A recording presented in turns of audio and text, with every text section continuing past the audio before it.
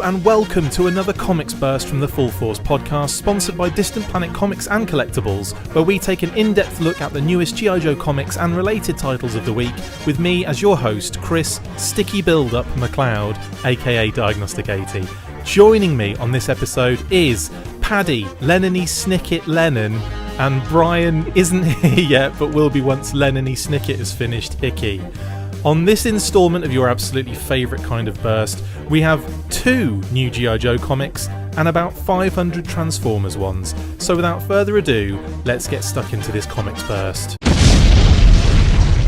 The Living Headlights. In swinging 1960s London, Bumblebee teams with a pair of bickering master spies to unravel a Decepticon conspiracy, but is one of Bee's friends a double agent? And Energon is forever. It's war in the streets of swinging 1960s London, baby, and it's freaking Bumblebee out.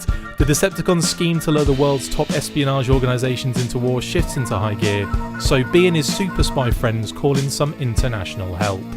Okay, what did you think of these ones compared to the first issue that we read, Paddy? There's a couple of things that I kind of noticed. First of all, these are kind of, you can tell they're middle issues of a series, right? Yeah. Where it just kind of, you know, all the interest, they're still kind of setting stuff up to pay it off in the last issue, because I think this is a 4-issue series. I don't think they were as strong as the first issue. I agree. I just think they kind of seem to put the brakes on, and there's a lot of repetition across these 2 issues where Bumblebee is like, I don't know, maybe I can bring Diabla around to our side again. She's like, I've never been on your side. They have that conversation about 3 or 4 times across the 2 issues. Well, yeah, and also if you add it to the first issue as well, I mean, it's been done to death, that whole... Yeah. It's like really poor foreshadowing. Like there's going to be some upshot of this in the last issue, isn't there? I fully expect her to sacrifice herself to save Bumblebee's life in the last issue now, because it's been hammering home that point. I always find it difficult. I mean, I'd find it really difficult as a writer, and obviously you could probably shed some light on this as well, Paddy, but to be able to kind of like utilize something like this where the bad guy or bad girl or bad, you know, whatever, where the evil Decepticon in this case, where they have to show, or like they have to give a reason why, because there's a couple of times where Bumblebee is like, you know, you need to kill him, and she's like, well, don't kill him. Mm-hmm. You know, but she's got to, at the same time, she's got to like maintain the fact that she's a Decepticon, but also show some sort of compassion towards him for some reason. Do you know what I mean? And like, it's hard. Mm-hmm. I would find that really difficult as a writer to convey without it being like, well, surely the Decepticons would see right through that. And they'd say, Diabla, you know, pull yourself together and kill him. Do you know what I mean? Like there'd be like a thing of like, well, obviously you feel for him, and then she'd say something like, you know, the usual trope is that she'll reply with something like, you know, I don't care for him. I just, you know, he did, or he helped me while I was, you know, in that situation, and I feel like he deserves more respect or something. That would be like the response, wouldn't it? But I feel like that's done to death.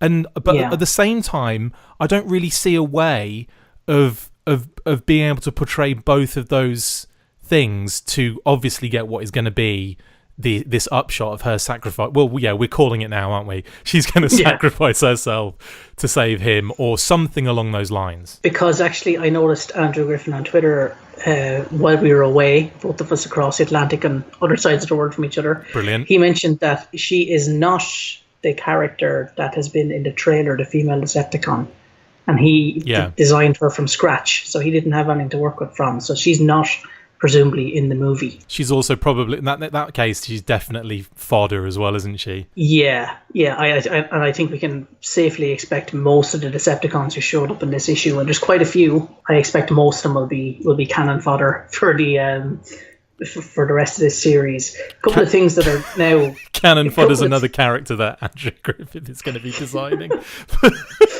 The good upshot of this comic is a couple of things that we assumed have been confirmed, so that Starscream-looking robot from the trailer is Blitzwing. Of course. He is a tank to aircraft to robot triple changer, because he does both of those modes in this. The other thing that kind of the plot here is very similar to... It's basically the plot of the Infiltration series from IDW. The Decepticons come to a planet and then stir up amongst the various factions on the planet and sit back and watch them all kill each other. Yes, so the Decepticons are basically following the infiltration playbook from the early, from 13 years ago in IDW verse. Yeah. We've already seen it, guys. I know it was 13 years ago, but, most of us have long memories. Again, it's also hard to kind of like, I don't know, come up with Transformer meets Earth meets humans kind of stories too. Like, I kind of feel that that's like I don't know, it's kind of like almost you're funneled into doing something. In terms of this, I'd also like to point out that there are big, like in the first issue, there were huge shouts to James Bond, massive kind of nods to that kind of side of things. And then as we get into issue 2 and 3, we're getting nods to Austin Powers and like the parodies of those kind of things as well, which I think is quite cute. So yeah, okay, so we've seen Blitzwing now, and he's definitely a triple changer because he turns into a tank, as you said. I'm pretty sure I heard that he wasn't going to be a triple changer in the film. So is this just a bit of fan service in the comic, or do you think we will see a triple changing action in the film as well? I actually saw that the director of the movie confirmed he is a triple changer in the movie. Oh, brilliant. Awesome. They're just throwing out information all over the place, aren't they? You really have to. You really have to keep active on Twitter and Facebook to catch all this stuff. If you're trying to run a podcast on it, but yeah, that was confirmed at a Q&A a few weeks ago that it is Blitzwing and he will be triple changing. Yeah, just another thing about it is there's lots more action in this than we're used to with IDW comics the last couple of years. So that's kind of nice that, you see Transformers fighting again. For old school fans of the franchise, I think they'll be quite happy with that. Absolutely. In terms of like a potating for these issues, for the Bumblebee issues, I mean, one was pretty high because, again, it kind of took us by surprise a little bit. But and we've discussed our kind of like issues with these particular issues. But what would you give it as a potating, Paddy? It's probably a solid 3 out of 5 potatoes, I think. I think we gave the first issue 4, so I don't think either of these are as good as that. Yeah, I feel like some of the... I would have to agree, I think it's probably about a 3. I feel like... And that's kind of like an average over both issues, because I feel like the kind of pacing has kind of changed a little bit, but at the same time, it's not necessarily slowed down. It's just kind of like you said before, there's a kind of repetition to it. Like, it's just constantly just Bumblebee being chased and attacked, and these guys kind of like scrambling, and then they get away, and then they're found again, and then there's the same thing happens over and it's just getting to the point where it's like, okay, well, there's got to be something more to it than that at some stage. And I'm hoping and I imagine that issue 4 might bring us a little bit of a change from that, but here's hoping. Anywho, let's move on then to Lost Light, issues 21 and 22. Something is coming, it cannot be stalled, it cannot be avoided, it cannot be reasoned with. As the end of everything draws near, a simple instruction rings out across the universe: prepare, confront, repel. Some people are ready for the fight of their lives. Rodimus and the increasingly shambolic crew of the Lost Light, yeah, they're really not ready, like, at all. The final battle begins, and when it's over, nothing will be the same. Everything that Lost Light and more than meets the eye before it is thrown at you. From the biggest plot twist to the smallest incidental detail has been leading to this. All your favourites arm in arm, hand in hand, ready to go out in style. So, what do you think about Lost Light then, Paddy? This is like the most schizophrenic 2 issues of this series I've ever read. 2021 is everything we've complained about Lost Light and More Than Meets the Eye over the last 4 years. It is the epitome of a fill-in exposition dump issue, where again characters stand around and tell each other what's happening, and they don't move from their rooms, and that's it. And they're just throwing shade at each other for 20 pages. Yep. And 22 is probably one of the strongest issues of this series they've done since it was rebranded as Lost Light. It's just so baffling that, 21 literally, like I said, is characters standing around chatting to each other and filling in the reader on what's happening in the last 20 issues. Yeah. And then 22 moves stuff forward in a huge way. In a massive and way. Doesn't seem to give anybody enough space to dwell on it. Like, it's just wall to wall character moments and reveals. Yeah. That maybe some of them should be brought into 21. Well, we do get one reveal in 21, don't we? At the end. But it's minor in comparison to in 22.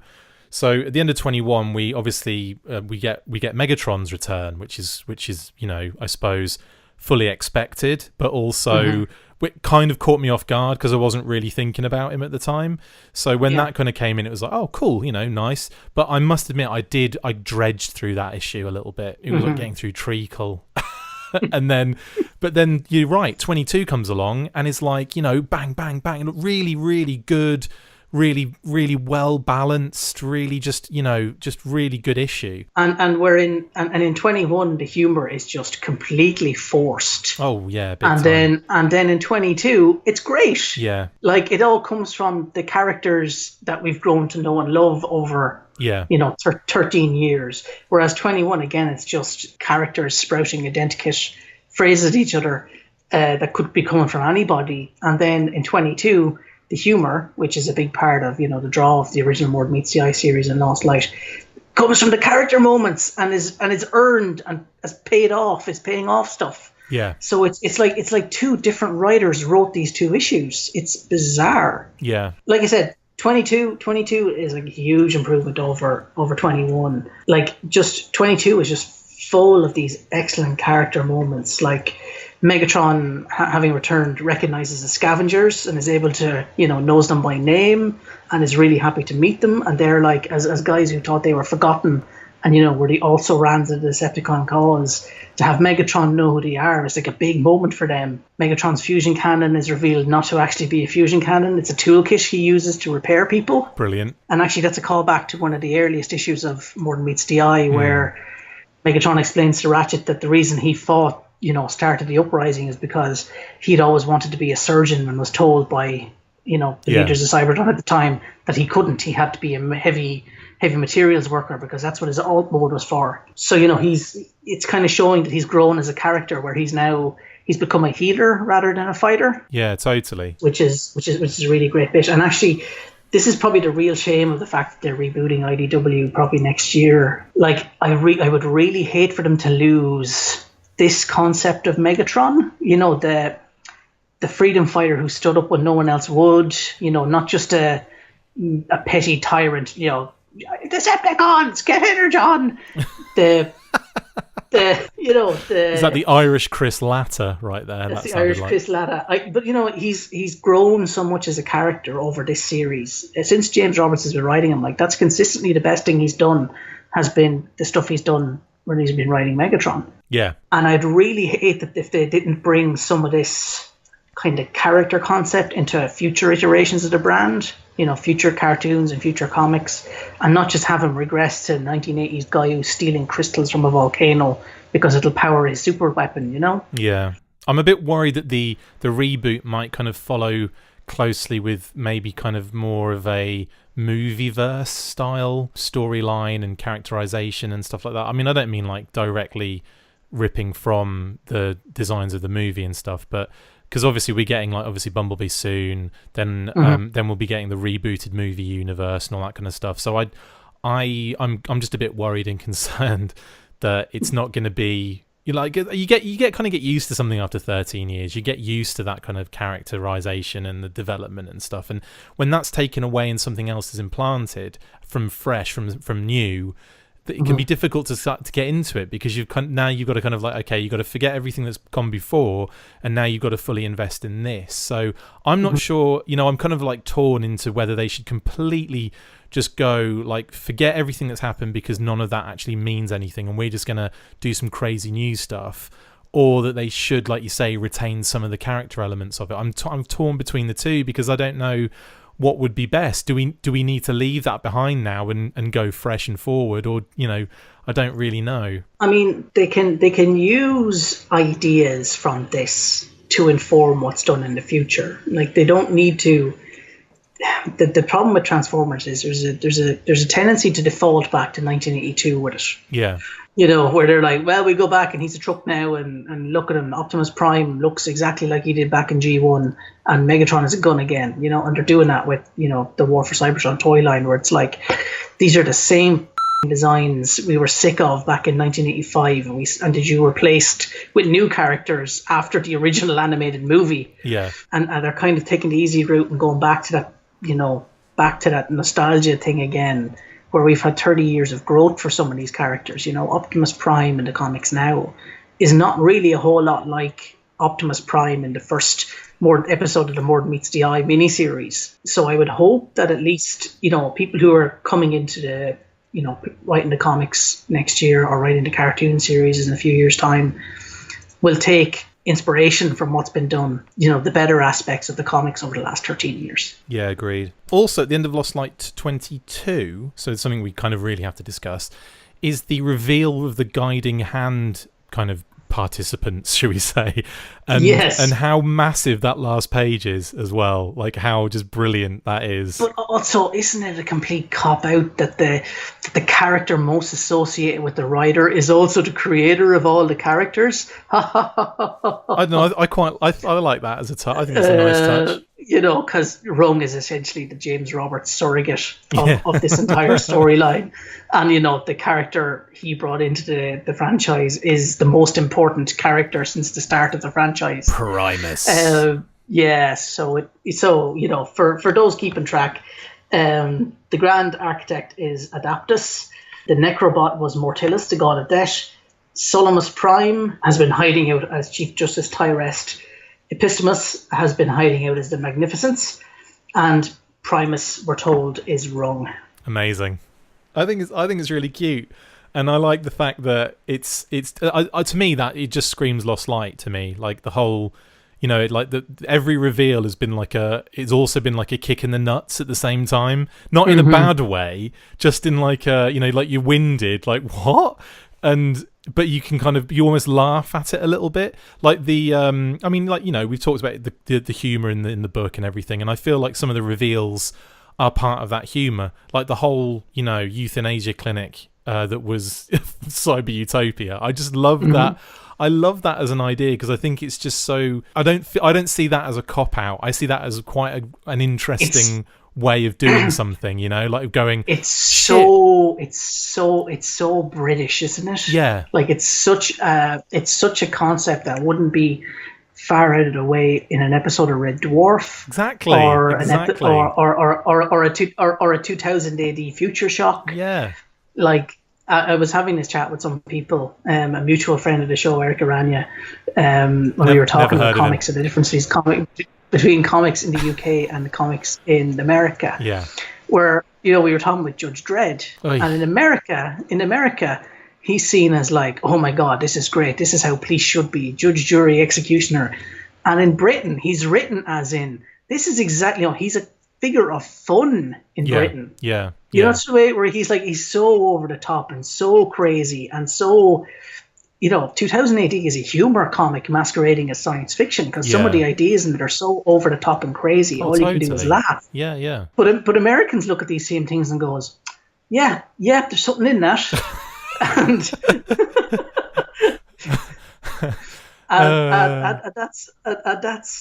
that's kind of where Lost Light has that to an extent as well. Like I said, some of these ideas are not if it happened in an episode of Red Dwarf or Faulty Towers or something, you'd be like, yeah, of course there's a euthanasia clinic that makes you have the best time of your life as it's killing you. It's like it literally is straight. You're right. It's Red Dwarf. Like Lost Light has basically been Red Dwarf with more characters. That's what it has been. It's been Red Dwarf fan fiction for the last 2 years. And well, with that said, Paddy, what would you give? And we can break these two up. What would you give these two potatings? So for Lost Light 21 is a 2, and for Lost Light 22 is a 4. Brilliant. I'm gonna go 3 on Lost Light 21. No, sorry, 2.5 actually. I'm being too generous.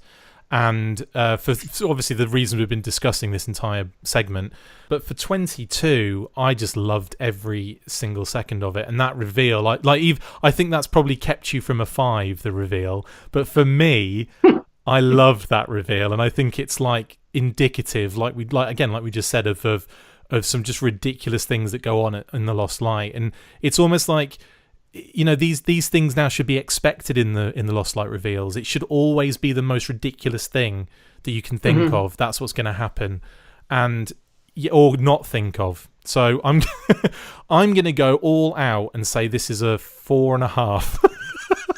All out. That's not all out. It's not all out at all. 5 would be all out. But I'm going to go 4.5 because you're 90% away of an all out. Because I think it. I don't know. I think I'll just say 5. F- it. 5 stars. And moving on. Optimus Prime, issues 21 and 22. The Falling Part 6, Bumblebee and Optimus Prime make a last desperate bid to return to the real world as Shockwave teams up with the Autobots. Can Optimus stop what's coming, or has he played right into the hand of the Ultimate Destroyer? And then End of the Road. Trapped between Shockwave's attack and Unicron's onslaught, Optimus and the Autobots struggle to make sense of what's left of their world. Shockwave reveals ancient truths as an old friend tries to reconnect with Cybertron. So let's start with the Falling Part 6, Paddy. Any improvement on the Optimus Prime comic for you at all, or is it more of the same? It's kind of the same thing that we've had with the 2 issues of Lost Light. They're both... 21 is quite a letdown because, well, we knew what was going to happen anyway. Yes. It's also not helped by the fact that it is 3 separate artists with 3 differing art styles sharing the issue. Yeah. And that works okay when they've done issues where, say, there's a flashback to the start of the war or whatever, and Livio Ramondelli was doing it, and then you had Keizama doing the modern day stuff. Yes. That was fine. But in this issue, all 3 artists are sharing stuff that's happening at the same time. So you're having, Livio Ramondelli start a scene and then Keizama finish it, and then Sira Petri-Duccier finishing the next bit of it. Over the course of the issue. It is really jarring, and I'm just going to flat out say it. Livio Ramondelli should not be allowed to draw a Transformers comic book again.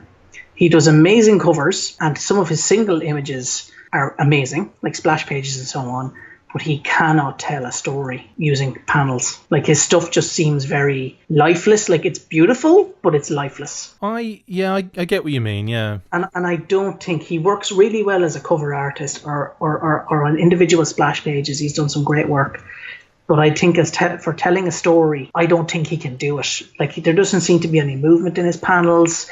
Everything seems very static. Like I said, pretty but static. And when you see, especially in an issue like this, where you have his kind of static first few pages transitioning to a fight scene and, big world-threatening things happening with the other 2 artists who are just much better at storytelling than he is. You can really see kind of the shifting of gears, and it does kind of did take me out of the story a little bit. So I think I would have preferred if he'd been kind of maybe left off it, and they'd shared the work amongst the other 2 artists, maybe. Yeah, I can definitely see that, mate. I think there's but the jarring aspect of the different styles doesn't help you make come to a different decision about Livio Ramondelli's work there, because obviously it's now being, like you say, it's being juxtaposed with those 2 other styles, and it's like, well, it's bad enough, like, give you the comic maybe, but like at the same time, I do have similar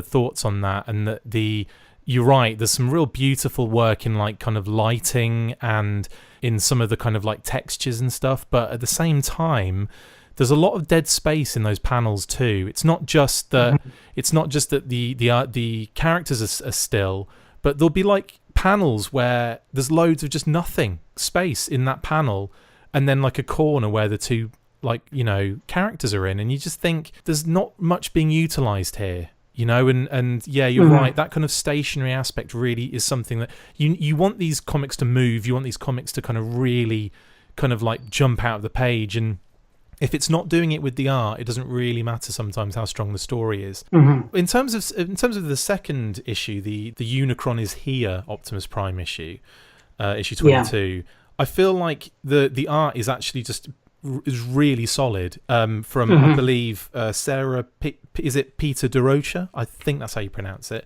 or Petra DeRocha. But her art style in this book is fantastic, and I think there's a lot of I think a lot of the characters are given a lot more life. There's a lot more kind of personality in the faces, and I'm going to say it sounds ridiculous, there's a lot more personality in Shockwave's face. Yes. Somehow there's more going on in Shockwave's face than there has been in... You can do a lot with Shockwave just by a tilt of the head and changing the glow of his eye. and that's something the artists and the colours have to bring to it together. Whereas, not to rag on Ramondelli again, his characters always look the same. They don't look like they're emoting at all. Yeah. And that's what kind of tells, the good artists from the bad artists here. In issue 22, we're finally caught up with the Unicron series. The first half of this takes place immediately prior to the issue 0 for Unicron. So the comic book day issue, and then the second half of the issue is immediately after that issue 0. To give you that's kind of where the timeline is. So we're finally caught up to that free comic book day issue we read 3 months ago. Shame. Yeah. I'm not going to get into it again because we tend to rant for hours on this particular subject, but it's done and dusted now, isn't it? The other thing is Optimus Prime gets his brain downloaded into his Power of the Prime's body. Of course. So please go buy that toy, everybody. Amazing. The one thing I'd like to point out is, Shockwave's plan has now been revealed. We've had 6 issues to kind of reveal this plan. And most of it was revealed in the first, in that, kind of interlude issue that went back and explained the history of Cybertron from Shockwave's standpoint. Essentially, his plan boils down to convince Cybertronians that God doesn't exist, so they won't be overwhelmed by Unicron because they won't believe he's a god, because gods don't exist, because the primes didn't exist. That is essentially, Shockwave has destroyed religion for the Transformers. Yeah. It's as if Bill Nye, the science guy, went back in time 2,000 years and ripped up the Dead Sea Scrolls so that future us wouldn't be taken in by, evangelical Christians. That's what Shockwave's grand plan was over the last 14 million years. Make the Cybertronians believe that God is dead, so that way they wouldn't believe Unicron is a god, and then they might be able to believe they have a chance of stopping him. Bit convoluted. That's it in a nutshell, I think. It is, kill God. Yeah, it's I wouldn't say forced, but it's definitely a little bit. I don't know, it just feels a little bit weak in terms of the I don't know, the thought process going on there. There's a bit more to it that will come through when we talk about Unicron's issues 2 and 3, but that in effect is what it is. Well, let's transition then into Unicron 2 and 3, but before we do that, let's get some potatings. So for the Falling Part 6, what would you give it, Paddy? It's I'm sorry to say it's another weak issue from this series. Over this kind of 6-parter, we've had maybe 2 really great issues. Yeah. And then the other ones have not been so great. So this is probably 2 or a 2.5 for me, I'm afraid. It's another pretty weak issue, I think. I'm also going to go 2 on that one because it just, I struggled. I dredged through that one. What about Unicron is Here then, issue 22? What would you give that? Slightly better. I think it's going to be a 3. I'm also going to go 3 on that one because, again, the Optimus Prime series just hasn't really grabbed me at all. Apart from that Shockwave reveal, which I kind of feel now has been a little bit wasted on Optimus Prime, but that's I don't want to be too harsh or negative. But again, it's just been difficult to kind of get through. I may change my mind. I may go back and read this again at some point in my life and go, what was I so off? What was I so upset about? It might have a lot to do with the continuity issues with the IDW that's probably spoiled a lot of it. But again, I'm not going to keep going on about that. I honestly have to say, I just don't think this series has been very good. I actually did a reread of it while I was flying to America a couple of weeks ago. I packed away all 20 issues in my suitcase and read it on my flight over. And I was like, no, there's not. It's just not great. Yeah, I have to agree. So let's transition then through to Transformers Unicron. Bumblebee investigates a dark corner of Cybertron's past, searching for answers. What is Unicron and why does it want to destroy Cybertron? Meanwhile, Windblade scrambles to figure out a plan as Chromia makes her return with a Decepticon fleet in pursuit. Unicron approaches Cybertron, so Windblade enacts a desperate plan, one neither Optimus Prime nor Starscream agree with. Has Windblade outmaneuvered Shockwave's machinations or played right into his deadly hand? What did you think of the Unicron issues then? Let's start with that first one, Paddy. Right, so, Starscream is back in the saddle and he's bringing all of the spare Decepticons with him, is basically the plot. Yes. Where Starscream, has maintained a secret network of the Decepticons who never came home from the war. They've been out in the universe doing stuff. Bludgeon has been rounding them up and making them into an army. And he sends them to attack Unicron and they get their ass kicked. is the short answer. I would like to say that Alex Milne and the colorist in these two issues, they do deserve a lot of credit. There's a lot going on in those splash pages. Yes. In terms of battle scenes and so on. There's some insanely detailed artwork there that those guys deserve a pat on the back for, I think. Oh, big time. That scene when all the Decepticon ships are like engaging Unicron looks absolutely freaking insane. I'll splash that up on the screen. And also what I'd like to point out in this issue is that wonderful final page before we get that little G.I. Joe story, that kind of random one-off story of Unicron transformed into his human form, just like bearing over the planet at the end. And it's just at the light, I love the design of the cityscape in there as well. It's very reminiscent of the movie when he kind of like starts tearing up that first planet. I just think it looks absolutely superb. There's lots going on there, like a lot of subtle things that you don't realize at first, like the ships taking off and random little kind of ship, like tiny little kind of flying cars floating about and stuff like that. Just really nice touches in that particular panel.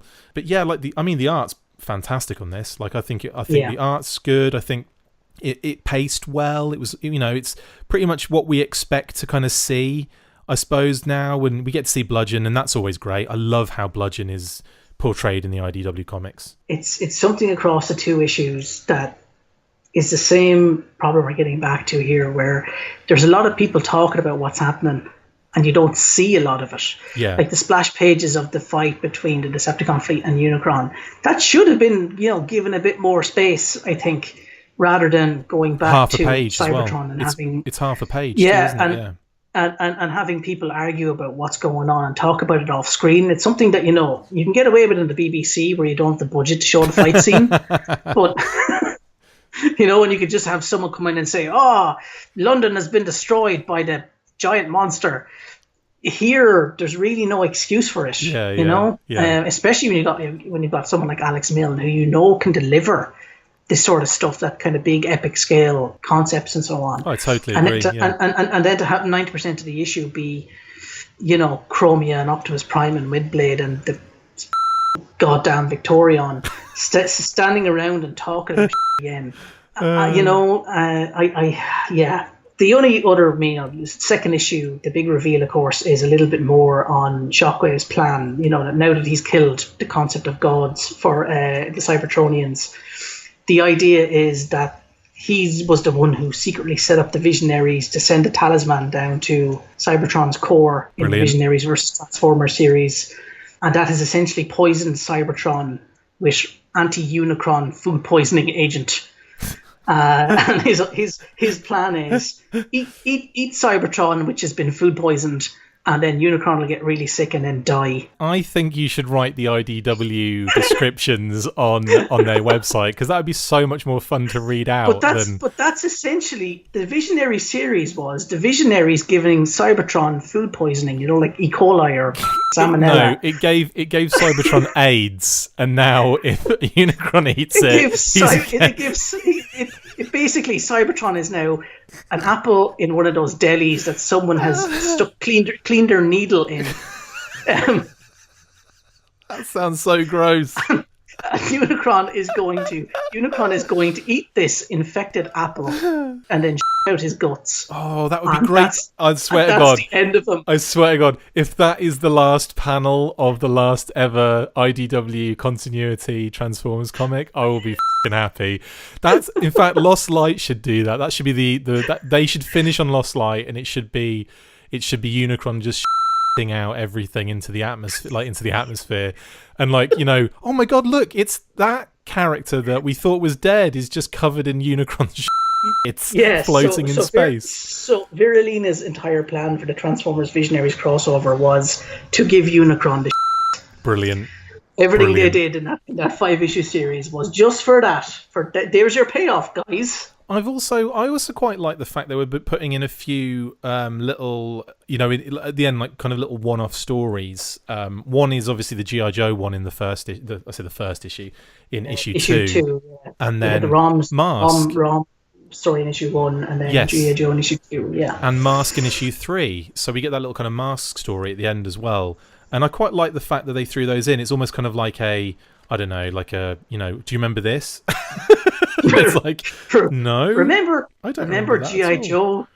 Aubrey Sitterson remembers. But that's interesting. Like the G.I. Joe one. But we didn't bring him back for this issue. Yeah. We brought Brandon Easton back for the Mask story. Yeah. Sitterson is persona non grata, so we can't have him do a 4-page backup strip. So David Rodriguez writes this one, and it's basically Roadblock and Scarlet are kind of like stuck. They're in a position where they're being overwhelmed by. Are they Sharktacons or? They are basically the aquatic Beast Wars characters. Okay, so Deck Charge and a few others. Deck Charge and a few others are in there from the Beast Wars series. They're protecting like some innocent people as well in that situation, and then all of a sudden they think it's going to be the end. They're ready to kind of like go guns blazing and go out with it in style, and Thundercracker turns up to save the day. So it's Skywalker, sorry, Thundercracker. Because him being a member of the G.I. Joe team and all. I do this every time. I have this brain fart with Skywarp and Thundercracker, and I always have to double check when I do that kind of stuff. But yeah, Skywarp. Apologies. It makes sense because obviously he's the that can literally warp in the sky. He doesn't crack in thunder. So yeah, and then obviously the Mask issue, like you said, written by Brandon Easton. And he's just like basically them reminiscing as a team, like having to come together to, help out some sort of issue that's going on, and kind of Matt Tracker coming to terms with his, the kind of failure of leadership as he thinks it is, and his unrelenting as a character. Yes. I had a big problem with this storyline, and we like Brandon on the show. He gave you a very, very good interview a year ago. Yes, lovely fella. But since when were Mask ever like community crusaders, inspiring people to look after themselves? Like that is something that is like most of their stuff was beating up Miles Mayhem in secret. Yeah, like. I would be very surprised if anything there got publicized. It just doesn't make sense that sort of stuff would be public knowledge because they were a secret unit. Yeah, and their fight was so small scale of Miles Mayhem. Yeah, I don't see how suddenly they're supposed to become famous. I read the comic, all 10 issues of it, and an annual, and a First Strike tie-in. Yep. And the only thing they achieved was being cancelled and being the worst Revolution title ever. They didn't really achieve anything. How are they supposed to inspire this social media love that they proclaim to have in it? It just doesn't scan for me at all, really. I kind of feel like this story is indicative of the run as a whole. When the Mask comic first kind of came out, I was really excited, really enjoyed it. I was kind of getting into it and liking where it was going. But then the last, I would say, 4 issues of that run were, as we've discussed in the past, some of the worst issues of any comic that exists. And I think there's a lot of that had to do with the fact that the artist was cut from it. They got different. They rushed a lot of the stuff out. Brandon's story got completely changed, and he had to kind of make it fit or do something different with it at the last minute. So I kind of feel like. I understand the reasons why it wasn't very good, but all said and done, even some last minute things like that shouldn't have given us what we got. There's that all of a sudden they're in a different fight. All of a sudden there's a different thing going on that involves Zartan and Underground and some other and it was just where's this come from? It didn't even transition comfortably into it. It was all of a sudden they're there and they're doing this. And it's well, that's a bit shit. And then, especially with what had come before it, this really interesting development where I thought we were going to start seeing some things pay off and start seeing things the right characters getting the right equipment, helmets, vehicles, etc. Because, there was the fact that it was Julio Lopez had Gulliver, and that was wrong. Mm-hmm.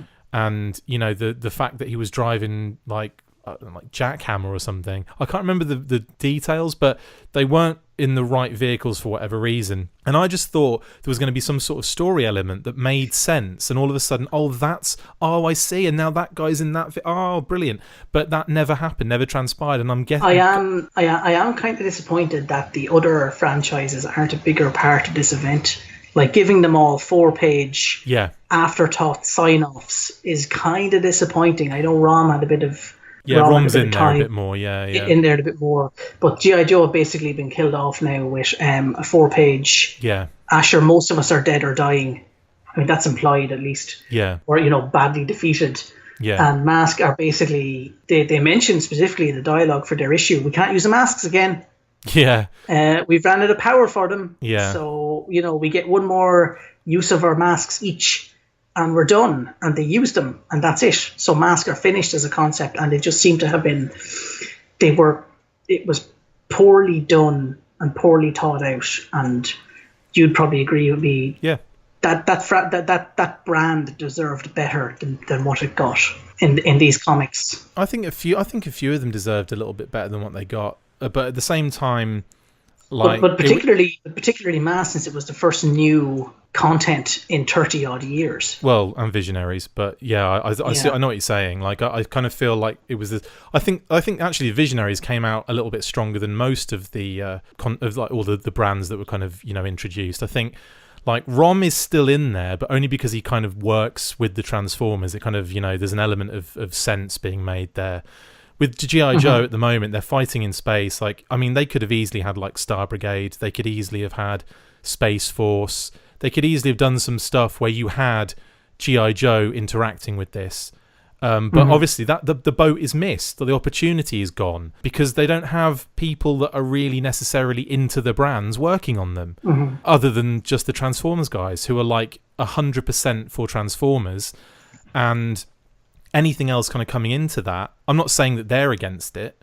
I'm saying that maybe it's probably more likely that the audience isn't buying into it. So, no. But I think if you started introducing, I mean, surely Star Brigade makes sense for G.I. Joe in this arena, but it hasn't been even touched. So I thought, well, that's a shame. And then you're kind of looking at, what they are using, and it's just the same characters, the same boring 5 or 6 characters they always use. It's no wonder the audience aren't invested in it because nothing interesting has been done with them. Mask I really thought was going in a really good direction and then it just went down the hole like massively. Rom and Micronauts it was always like a steady meh kind of feeling. Rom in certain parts peaked with some cool issues that I spoke about with Brian, but for the most part, it was like, basically average. Micronauts was a little bit below average for me. I just felt like I had no investment in it.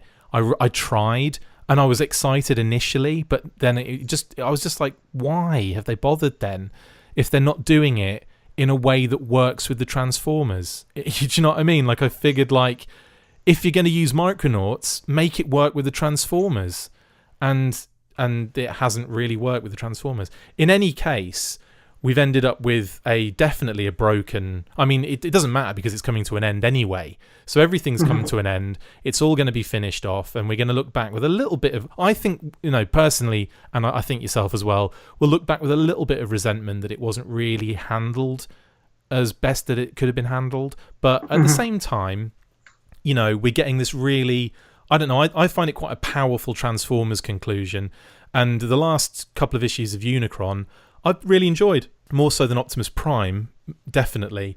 Probably not as much as Lost Light. I think Lost Light is the one that, again, drew me back in probably about 4 or 5 issues ago. Well, more longer than that, but about 6 or 7 issues ago. And that drew me back in, and I've really started to get into it again. And I've definitely fallen for the characters that are in that issue. I went through a little while of, when, again, we discussed this, of just having that kind of annoying, like, oh, they're all telling jokes, they're all cracking wise, but it works when it's done right, and they've been doing it right recently. So I'm feeling that. Anyway, Paddy, what are you going to give Unicron issue 2? Well, let's start with the Unicron issue 2. What do you give that in terms of a potating? I think they're both fairly equal to each other in terms of, quality. So I think I'll go for a 3 for both of them. Brilliant. I'm actually going to go for 4 for both of these. And also, I mean, that brings us to the end of our Transformers segment. We'll be transitioning to Brian later for the G.I. Joe stuff. But what would you say what would you say Paddy's pick is for this week or this month? Oh, it's definitely Lost Light 22. And for those that are confused as to what the hell is Paddy's pick, it's something we've decided to do now, so live with it. So yeah, Paddy, you're going with Lost Light 22, and quite rightly so. It's an absolutely banging issue with that brilliant rung reveal at the end, which I'm not gonna stop talking about because I thought it was brilliant. Paddy, thank you so much for jumping on. Let's switch on over then to the G.I. Joe side of this chat and get Brian Hickey involved. So joining me now is Brian Hickey to discuss G.I. Joe, A Real American Hero, issue 254. Special Missions Part 4 of 5, G.I. Joe, Cobra, two opposing forces, two powerful war machines, each made more lethal by the undeniable strength of their individual parts. But who and what are those parts? Living legend Larry Hama shares some of their amazing stories in Special Missions one-shot stories featuring a variety of characters and different artists to draw them. This issue, Marcello Ferreira, Back to the Future, joins forces with Larry to present Cobra's weapons master extraordinaire, Destro. So, what did you think about this one, Brian? Well, first off, I gotta say, I have the cover B variant, and that cover artwork is absolutely freaking amazing.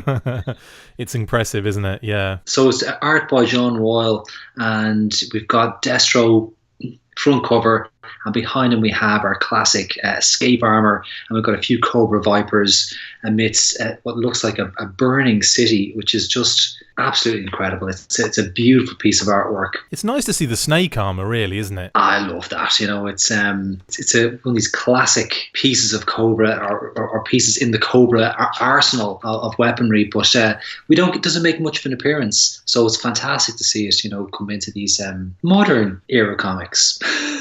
Nice. I actually have the cover A, just the Marcello Ferreira art, which is also absolutely fantastic, and it's Destro on his despoiler doing some crazy, it's basically Hobgoblin, isn't he, when he's on his despoiler? He looks like he's just hossing around on like a flying platform. It's great. It's like the Green Goblin. It's absolutely fantastic. Totally. So what are your thoughts then, Brian, in terms of the actual issue? I think let's talk about the art first in this issue, because it's absolutely gorgeous, isn't it? Neto Diaz, this guy is just a phenomenal artist, and I loved his work on the sort of Don Moreno arc, and it's great to see him come back in for this particular one shot here with Destro. So our work is superb, and of course that opening panel, that first page, it's Destro walking through the flames, and he is looking bad as hell. Testing out his armor, basically, isn't he? Kind of showing it off for to Sheik Ali, and it's basically comes to the forefront that he doesn't need Destro's help because he's actually getting his equipment elsewhere. And then the story is obviously them going through, and Destro and the Baroness being kind of walked through the Sheik's kind of, I suppose, a protective bunker and everything that it does. What I love about the Sheik, he's very relaxed, he's very casual, and he's almost very blasé about what Destro has to offer. And he talks about, he's money's no object, but I have all the security that money can buy. I have the best security that money can buy. And then he invites Baroness and Destro to go to his tent in the middle of the desert to kind of show off how well set up he is. And of course, one of the first comments is, from Destro is that, well, a tent, that doesn't look very secure. and when there's then almost in James Bond fashion, they're in the tent, and next thing the floor starts to descend, and the guys are brought in underground, and this kind of hired gun, this German kind of mercenary who's heading up the Sheikh's security. He goes through all the different levels of security. So is it Sepp Dietrich, the German? Yes, indeed. As they work their way down through all the levels, he points at all the different features, and of course, as they get to the very bottom level in the bunker, Ali, very, very blasé, is kind of just bragging about how safe he is within this steel reinforced concrete bathtub that is 5 meters thick. So he seems like a guy who's pretty safe, pretty secure, even though he has enemies in all the neighboring countries around him. This guy's got no worries. And he just feels like, Destro, you can't offer me anything. And he's pretty confident that he's got everything he needs to keep his ass safe. And then they get attacked. So all of a sudden, some Su-25 Frogfoots come out of nowhere and start firing missiles at the tent. They are engaged by the security system that's in the bunker, but they continue to come. They release a bunch of paveway laser-guided bombs. One of them gets through. They still actually remains intact, which is quite, a kind of impressive thing that happens. But Hind attack helicopters turn up and drop off a bunch of the craziest looking battle android troopers we've ever seen. And I love the design on these. I think they're freaking cool. They look like mini shockwaves from Transformers because of their kind of one dot eyes kind of maneuvers. Love this figure design. So I just say the Hind attack helicopters, they land. The ground forces have essentially been wiped out at this stage all around the tent. They've been destroyed. So there's nothing to stop these battle android troopers disembarking from the helicopters and then starting to make their way down through the levels of the bunker. And you mentioned the design there of those characters. I mean, this is a fantastic piece of figure design. I would love to see these figures actually produced. Ditto. They are creepy as hell. And I mean, this is part of Neto Diaz's amazing work too.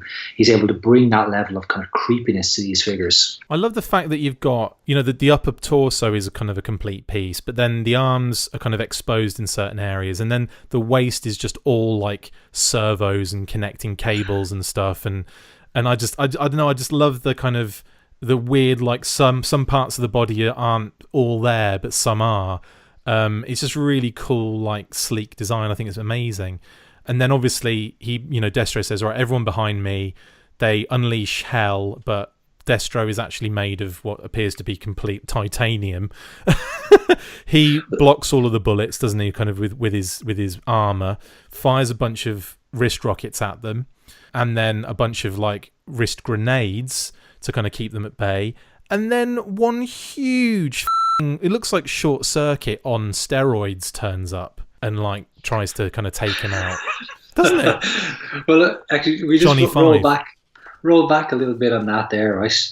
This just as the battle android troopers are ready to blow the way through the blast doors, Destro says, Dietrich, which way is the armory? Which is a very logical thing to say when you feel you're going to have to fight for your life.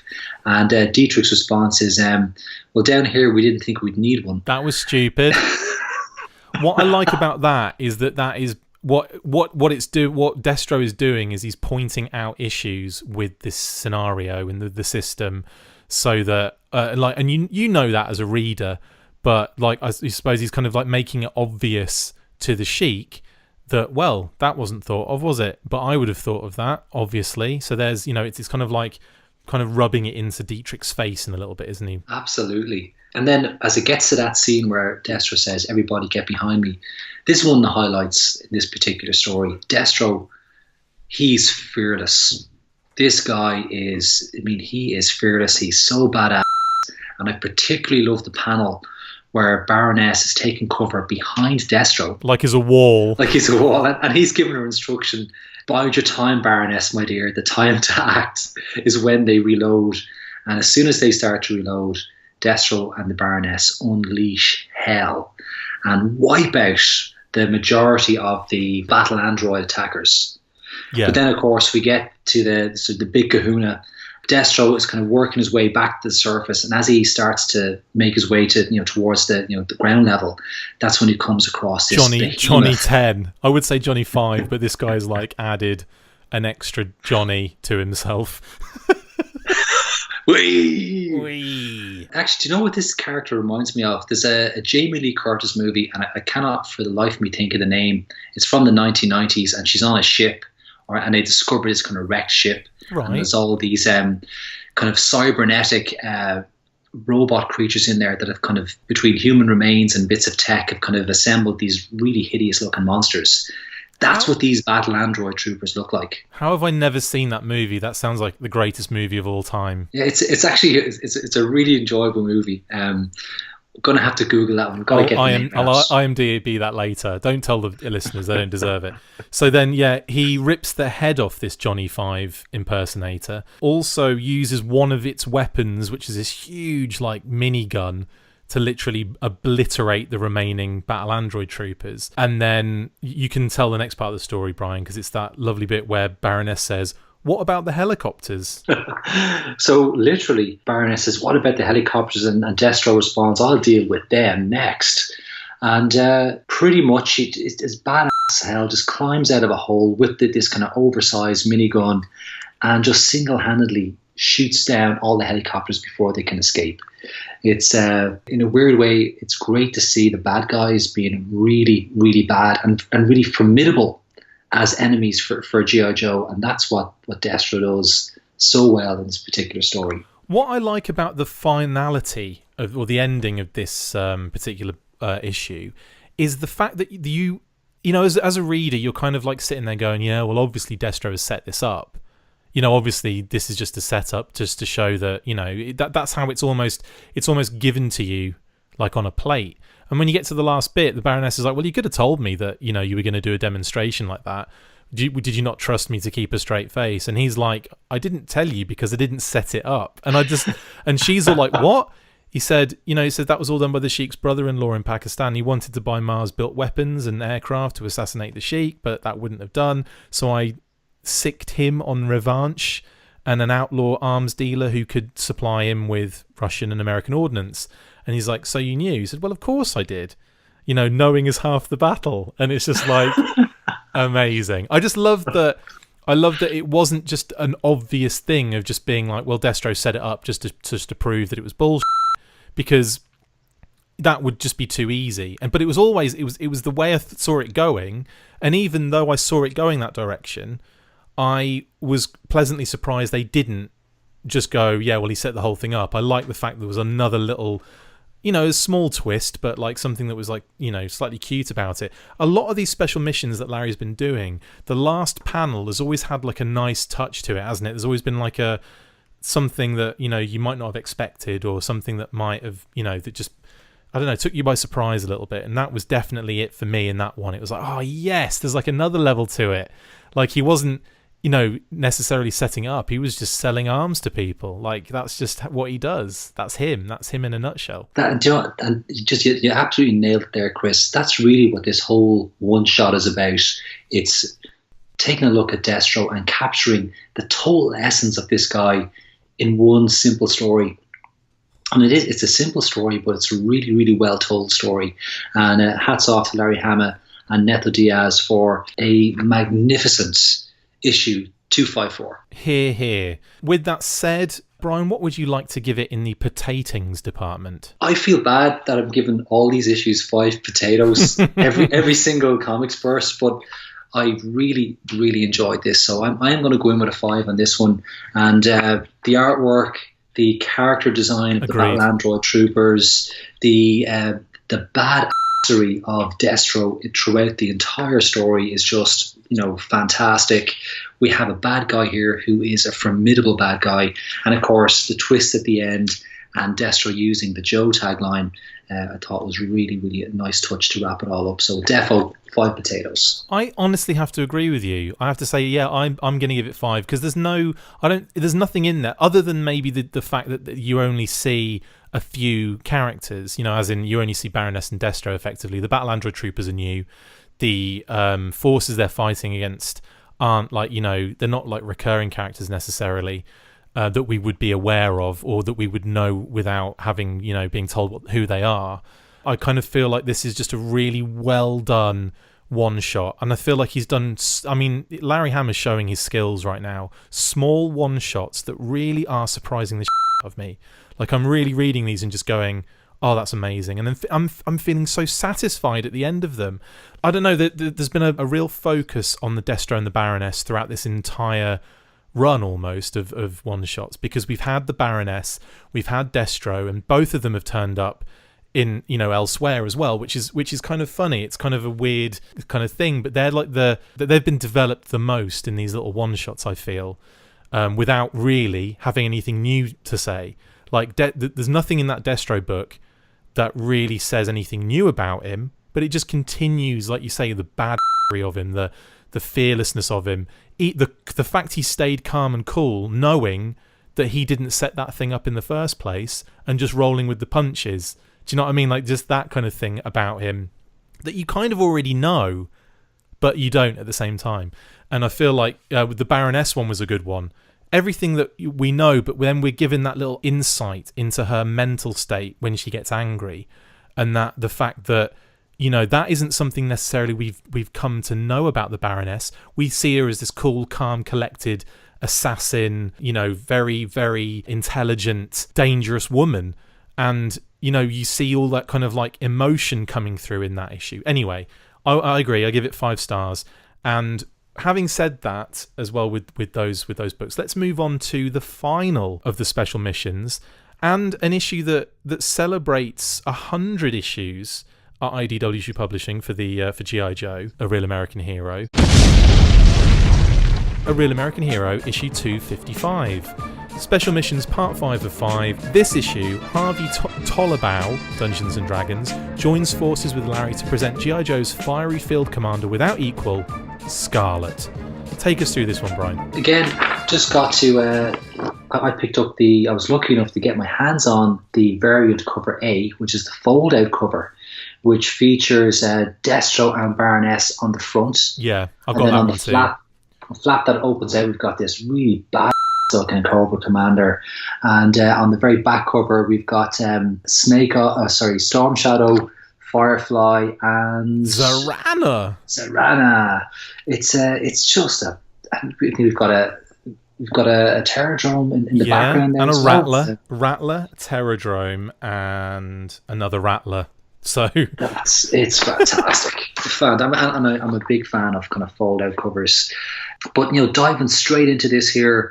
I'm not familiar with Harvey Tolibau's art, but wow, gorgeous. It is something else. Gorgeous. It is something else. Wow, it's and the detail that's in there. That opening panel, we've got Scarlet on the ferry, looking out over kind of Staten Island and the Statue of Liberty, and just that detail work and the old kind of ironwork around the railings and stuff. And it's absolutely beautiful. What he's put together. Do you know what I love the most? I love the black and white panels where her hair stays red. I think that is absolutely awesome, because you know this is about her. But when I was reading this, I was like, I was struck by the beauty of the colouring and the subtle like grade scale changes in to kind of differentiate some of the characters. Like where those 3 Cobra Crimson Guard CG guys kind of approach her, that each one has a different like grayscale coloured hat, so you can like you know who's being taken out and all that kind of stuff. I thought that was a nice touch. But the fact that Scarlet stays redhead throughout the entire kind of run, there's like this really just rich, beautiful visual to it. And obviously it's the whole story behind, you know, how Snake Eyes and Scarlet basically grew their relationship through the Marvel run. You know, you often saw them on the Staten Island ferry. There was a few stories that circulated around that particular location, so it makes perfect sense for them to do the little flashback there.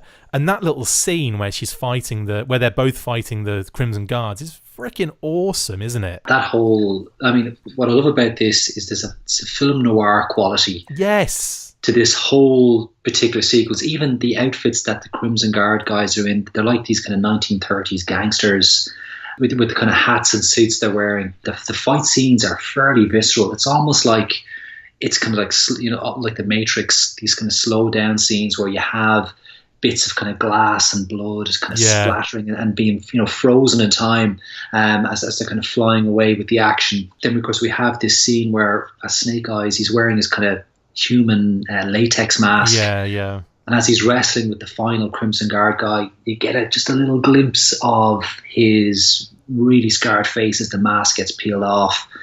And it just, the Crimson Guard just loses all, he just goes insane basically and can't resist anymore. I mean, we've seen like certain takes on what Snake Eyes looks like in a couple of the comics. You know, not necessarily ones in this particular run, but you know, I don't think that I think by not showing it, and I love that bit where she's holding up his mask and it just happens to be in line with his face in the background. I love that. It's like you're not going to see what he looks like. You know, that's just something that has to remain a mystery, because, and I think it does have to remain a mystery, because the moment you reveal, even if it's a grotesque drawing, you're not. It doesn't have the same effect as when you don't see what the other person's seeing and what's terrifying them, and that is the beauty part of a lot of these, like, you know, horror films and stuff. So I remember when Predator came out, there was no image of what the Predator looked like anywhere, like at all. Yes. Like they didn't show it in the trailers, they didn't show it in anything. They even put like a ban on it for when they did like show TV reviews and stuff like that. Like it just wasn't, you know, you didn't see it at all until you went to see the film. And I think correct me if I'm wrong, the same was the case with Alien. You didn't see what the alien looked like until you went to see the film. And I think, and again, like they really drew a lot of those out, especially with the Predator. You don't see the Predator until the very last scene, effectively, when he fights Arnold Schwarzenegger in the you know, 1-to-1. So I feel that definitely gives you an edge. It gives you an advantage when you're kind of dealing with these kinds of things. And with Snake Eyes, I don't think you can see his face ever. I think they need to keep that classified. On top of that, though, obviously we switch to out of the flashback, and it's basically Scarlett's just kind of going through these like flashback moments, because obviously Snake Eyes has passed away now in this continuity. He's dead. The Snake Eyes that is, like, I mean, we've got two Snake Eyes. We've got Dawn Moreno, who's actually got Snake Eyes, you know, mind in him. I'm not sure if that's actually been completely put out now, or whether she's got some element of Snake Eyes still about her. I'm not quite sure 100%. But, you know, that exists in her. And Sean Collins, who is basically Snake Eyes now, you know, because he went through some similar issues where his face was burned and his vocal... I'm not sure if his vocal cords were damaged. I can't remember if that was the case. I'm not sure. I know in the Don Moreno arc, he's kind of typing stuff into a pad. Oh, yeah. So I think that the voice could be gone as well. So he's unfortunately and coincidentally had exactly the same injuries as actual Snake Eyes. So there's obviously this kind of like, you know, thing going back and forth with them. And then we see another flashback. And now this is a flashback I really like. I kind of really think is brilliant, I think. And I think Larry, again, in terms of the writing, but the artwork, again, just captures some beautiful imagery here. We go back into this film noir mode, and the guys are in a couple of like Black Hawks, and they're heading in on a particular mission. The equipment they're using, the mission is pulled together very. In the narrative, like we learn, the mission was assembled very, very hastily and not much planning. The equipment that they're using isn't Joe equipment, so it's stuff that they had to get from kind of the local military forces. And the team are obviously very unhappy as they kind of fly in towards the landing zone. And I think it could be, is it Clutch? I'm not sure. One of them is complaining about the helicopters and they don't have proper dust filters. Yeah. And sure enough, the engines, one of the engines go, and we get this kind of Black Hawk Down scenario where the Black Hawks literally crash land in the desert. But as Scarlett's Black Hawk is going down, she's trapped. She can't get out. And it's a whole series of mishaps. She can't unbuckle her kind of safety belt. Then her clothing is caught in the door. And she begs Snake Eyes first to help her and then to leave her. And then we see that the Black Hawk goes down in a kind of a ball of flame, but before it does, an explosion that inside the cockpit that gets Snake Eyes right in the face. And this is obviously before that he had his injury. So this is revealing how he got his injuries, essentially. Do you know what I find what interesting about this particular like art style for this particular story is that it takes some of the violence out of it by doing it in this color scheme.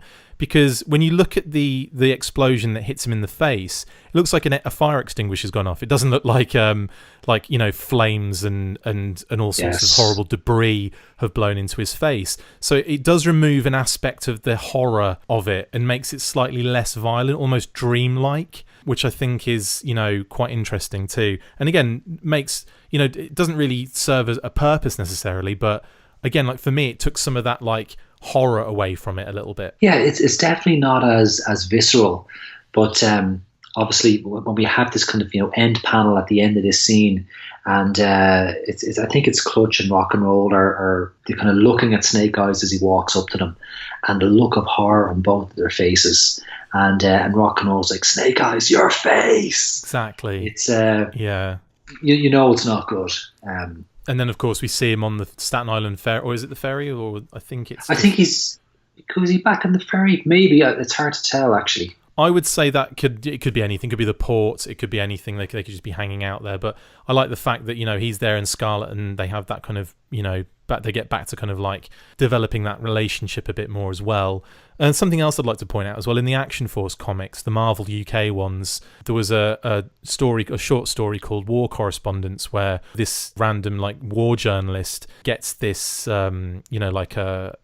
it's like a not microfilm, but like a series of slides that he's kind of reviewing, obviously doing like a piece, like a written journalistic piece.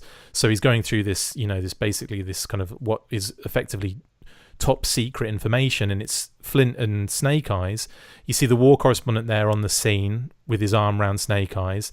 Then all of a sudden, and it's all like one, if you imagine like a picture being taken every now and again, as opposed to a video film like kind of happening, a thunder machine turns up and attacks them. Out comes, I think it's Ripper, and I want to say that there's something happens in it. He throws them something, and I think it's a top secret file or dossier or something. And so they chase after the thunder machine, and Snake Eyes jumps on the side of the thunder machine and like has a fight with Ripper. And they're on the back, and they fall off, and and they're having and he throws Ripper over his shoulder on the ground, but Ripper rips his mask off, and then as Snake Eyes is about to turn around, and you seeing these like slides one by one, the next panel is the war correspondent's face reacting to what obviously is Snake Eyes' face, and then he takes the slide out of obviously the one of Snake Eyes' unmasked face, and he burns it. And so like it's almost like he's like, no one needs to see this, you know what I mean?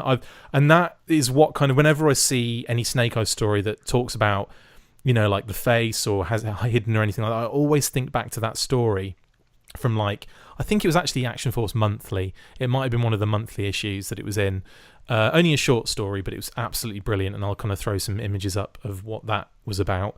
Coming back to this, we do come back to the real world, which is quite a cute like panel and a half, where Scarlet there's this kind of like awkward like, this is brilliantly done. Yeah, it's like an awkward silence between the four of them, isn't there? It's like a single page silent issue where there's no speech bubbles except for the final panel when Scarlet speaks again, but you get this awkwardness of the three guys that she's telling the story to, which is Sean, Rock and Roll, and I want to think it's Clutch, but I'm not sure. I think it is Clutch, mate. Yeah. There's these subtle differences in the panel as the guys are all kind of shuffling uncomfortably in their chairs, and then Scarlet just kicks it.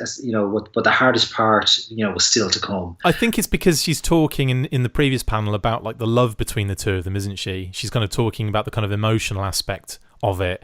And there's almost this kind of like, the kind of classic, I don't know, masculine response to that, the kind of like, and then like Clutch coughing as well, just going to go, and then she kind of resumes the story. And that's when you see, again, another flashback, but where I like this as well. It's like, obviously this isn't an action flashback. This is a flashback of her getting a face mask made for him, and then the costume that he finally ends up in. Yes. And then we get them coming back to the real, like to the current scenario, and she gives Sean the new face mask and the shades, and you don't see what Sean's face looks like. So again, it's like kind of, I suppose, the repetition of the things that are happening. And yeah, I think it's a nice way of ending it as well. It's like a, finishing with Sean Collins getting the Snake Eyes mask. I think that's great. It's passing that mantle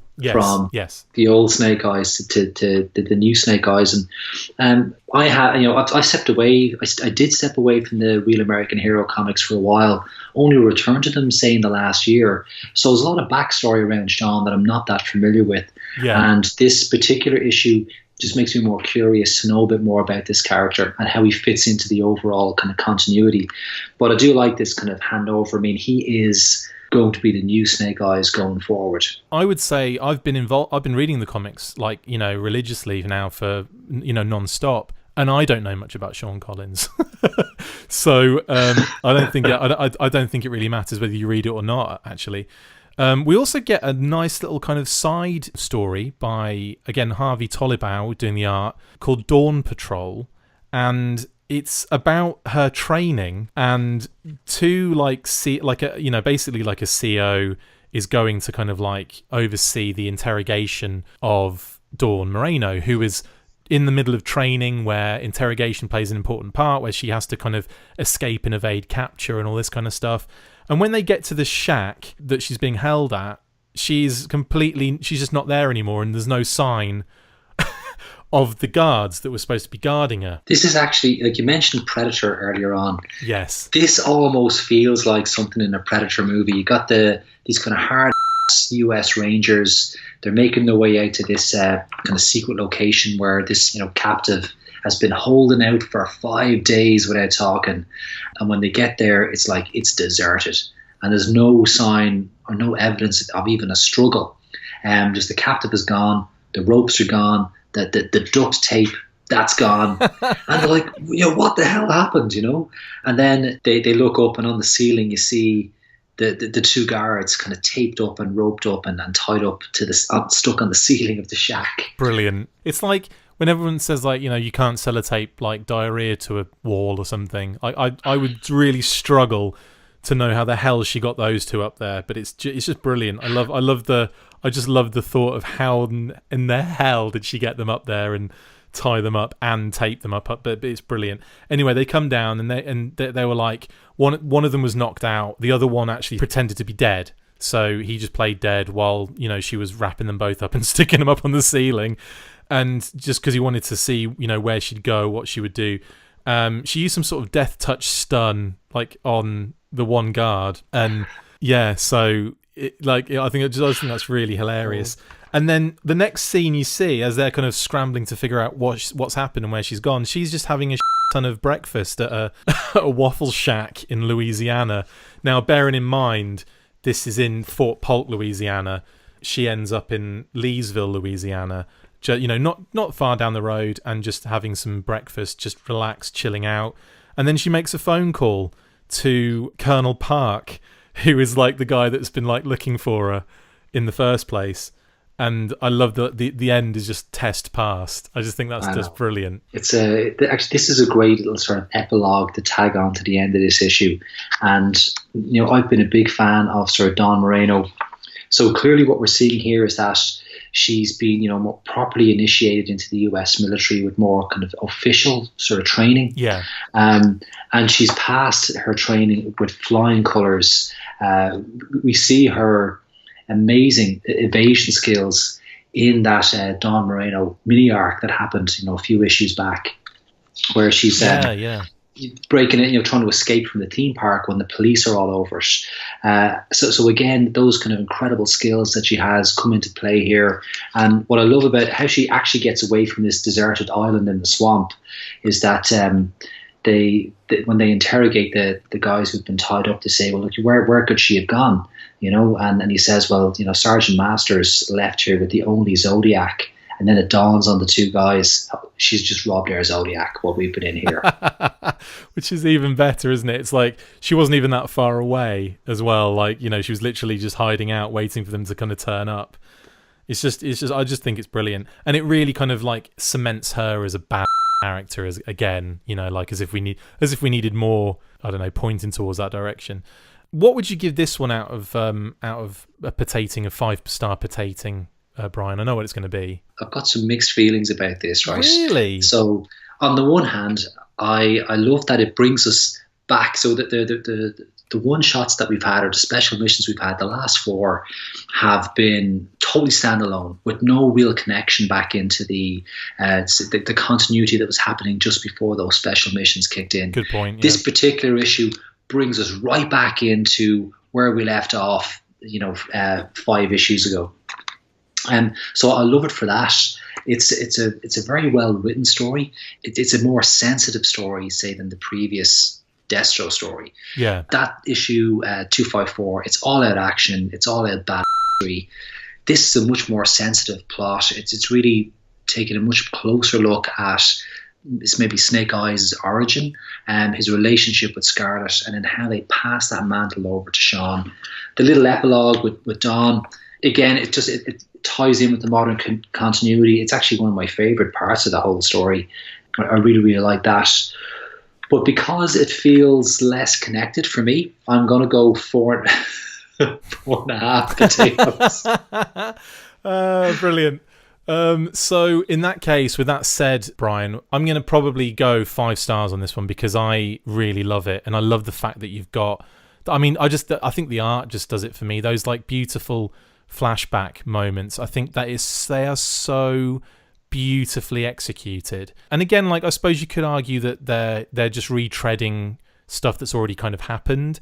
To a certain, degree, and that is the case, really. I mean, like you said, the Duke story was a standalone issue where he was, this was before G.I. Joe, and he was with Roadblock, and they were in Afghanistan, etc., etc. And the Baroness and the Destro stories were standalone, with a few flashback things in the Baroness one. I feel like the Baroness and Scarlet have been given a bit more kind of emotional scope in theirs. Obviously the Duke issue was like heartstring puller, but not in terms of what Duke's personality is like. There wasn't like a, I don't know, like the way you see the Baroness react in anger, and the way you see Scarlet reflect on her lost love, effectively. With the Duke one, it was like almost like, well, I'm a soldier and this is what we do, and I'm not going to get too cut up about it.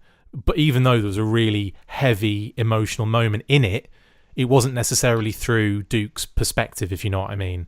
So I must like the fact that Scarlet's one, does touch on some stuff that's happened in the past. And I do love the fact that we see Snake Eyes. We get a chance to see Snake Eyes in action again, like the original Snake Eyes. And that's always pretty cool. And the Dawn Moreno thing at the end is just brilliant. So I'm gonna go ahead and give it 5 for me. I will say, right, that I only read 255 today, so I only had a chance to read it once before this recording, but as we've talked about it and I've looked through it, my sense is that this is going to be a real grower. As because I always read these comics many times, between by the time 256 comes out, I'll have read this loads of times. So it's a case that it probably is going to be much more of a grower on me. And when I look back a year from now, I wouldn't be surprised if this was one of the more standout stories for me. But because I didn't get that instant gratification like I got from the Destro story. Yeah, totally, yeah. Destro's kind of just getting in there a little bit, extra on the potatoes for me. So in terms of Brian's best for this week, you've gone with that issue 254 then, if I'm right. 254, for sure. I will... I've just basically thrown this on the viewers/listeners. We've had Paddy's pick, which was his best of the Transformers comics, and now we've had Brian's best, both of which I will try and do some sort of xenophobic, racist, Irish touch on the Photoshop. I don't know what. I'll probably just put like leprechaun hats on both of you or something.